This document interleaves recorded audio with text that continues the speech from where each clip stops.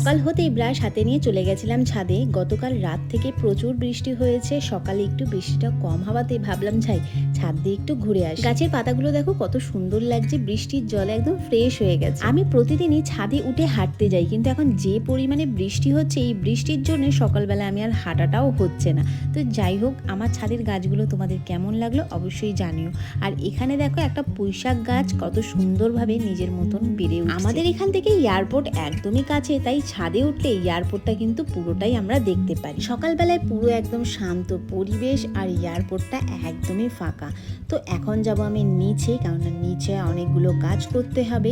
প্রথমেই নিচে এসে আমি ফ্রেশ হয়ে আগে নিজের বিছানাটাকে গুছিয়ে নিয়েছি। এখানে দুটো ব্যাগ আছে আর দুটো ব্যাগই ব্ল্যাক কালারের। আমি জানি না, ইদানিং ভীষণ আমি ব্ল্যাক কালারের জিনিস কিনছি। একটা অনলাইন থেকে পারচেস করেছিলাম আর একটা স্প্ল্যানেট থেকে কিনেছিলাম।